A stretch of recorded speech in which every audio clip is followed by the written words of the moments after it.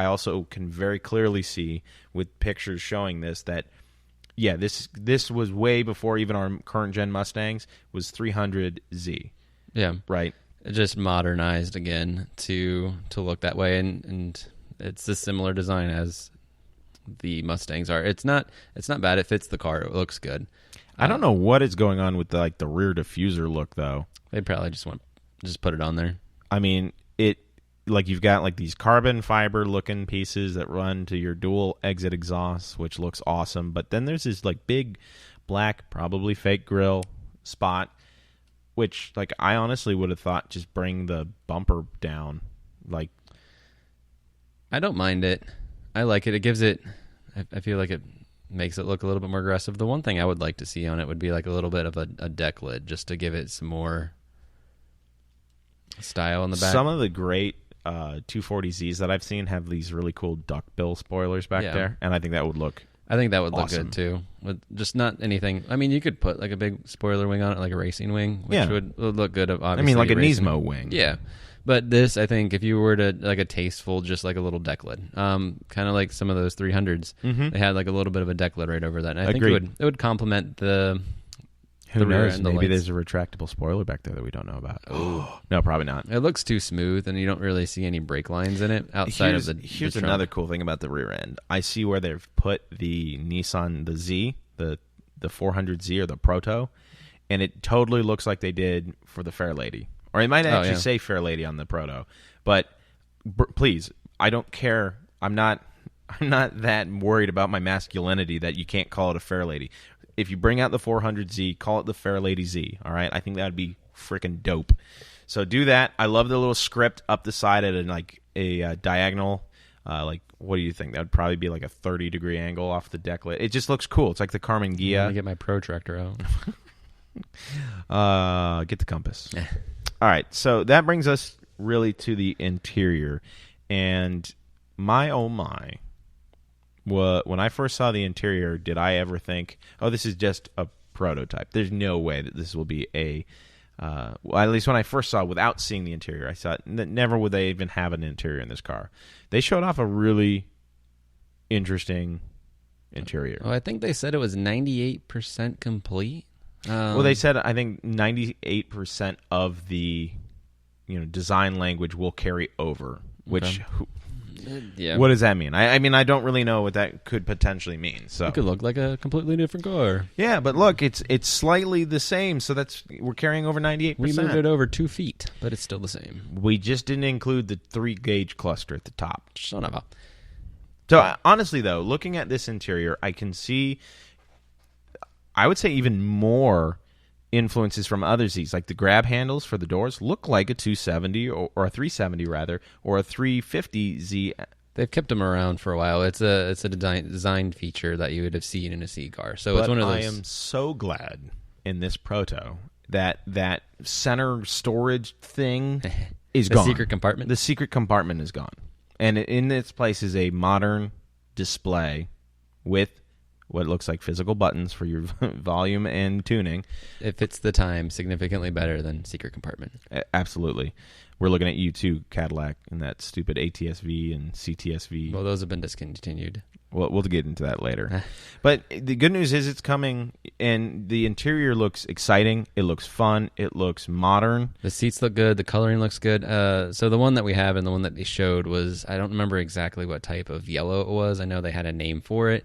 The interior brings a lot of those colors in with it, and it's a nice stitching that they have on a lot of the dash, and it goes on the seats too, where it doesn't look boy racerish, but it does look like hey, this is a sports car. Hey, it's got some design cues that go into the interior and gives you some color instead of just like a complete, oh, this is a piano black interior. This is super fun. The good news is it looks like there's very little piano black other than maybe the infotainment, which, I mean, it's a screen, so you're going to get fingerprints on that, as a lot of the internet will say. But, dude, I'm loving this interior. Now, the only piece of flat or the piano black that I don't like is on the steering wheel. Yeah. It's right by the steering wheel actuated buttons and stuff. Like, give me that in like carbon fiber or something like that. Give me like I don't want It would drive me nuts because I know whenever I have my screen on or my screen's off, I have to like get a microfiber and clean it. So it's just like, oh, there's a smudge, and I must get rid of it. It's on the steering wheel. Where my freaking oily hands are gonna be just touching all this stuff.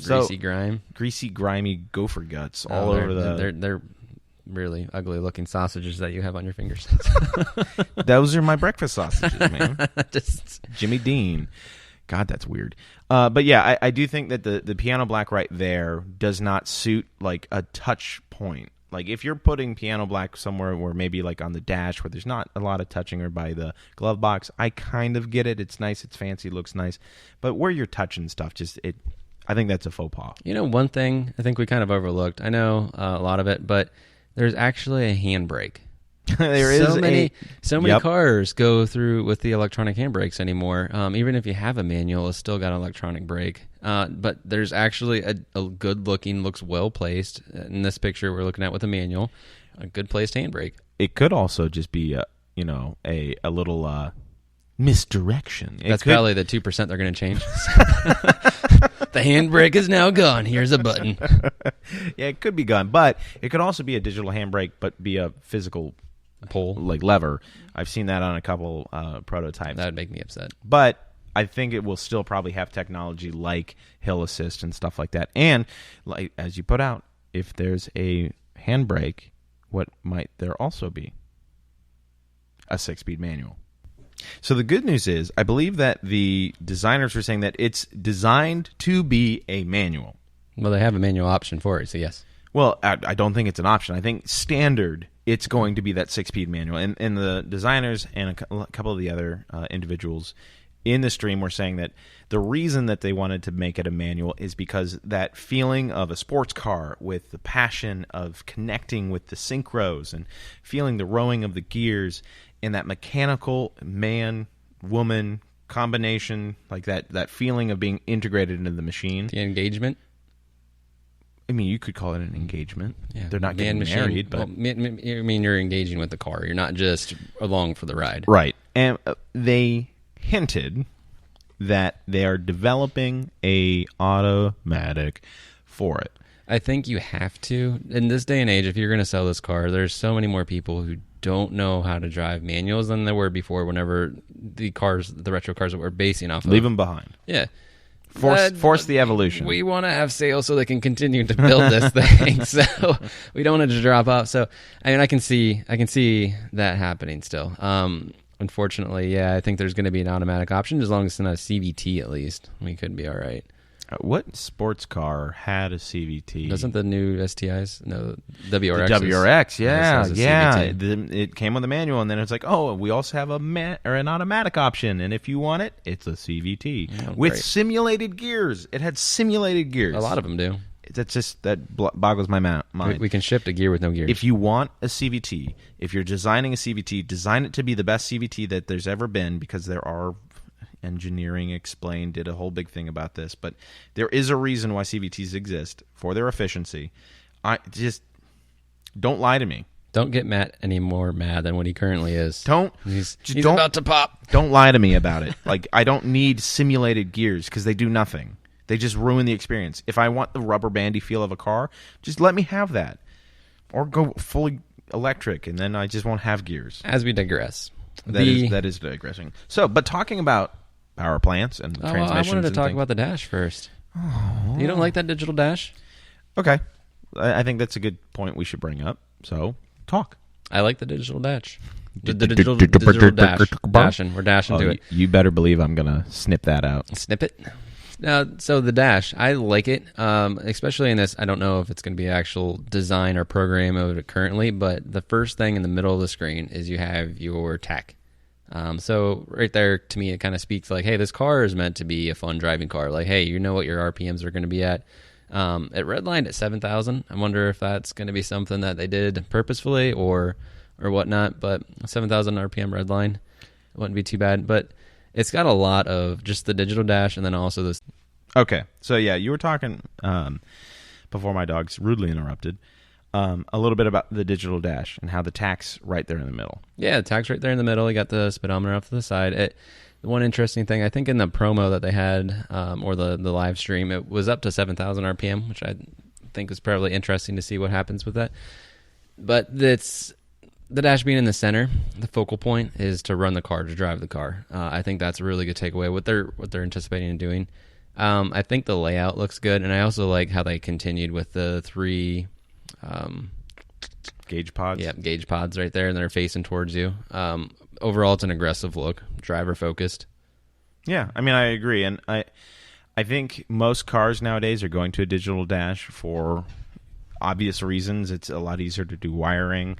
I'm a little afraid that it might break, but that's for just a prototype. And just looking at these, like, it does remind me of purpose-built sports cars, like 911s, like Corvettes, like any other of them. So tachometer is definitely there, right in the middle, being displayed proudly. And like you said, 7,000 RPMs. And 7,000 RPMs out of a twin-turbo V6. Wait, nice segue.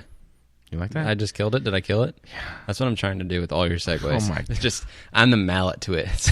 God, So they didn't release any horsepower ratings for it, but yeah, twin-turbo V6, don't know the liter size, just that it's twin turbo and it's going to have 6 pistons.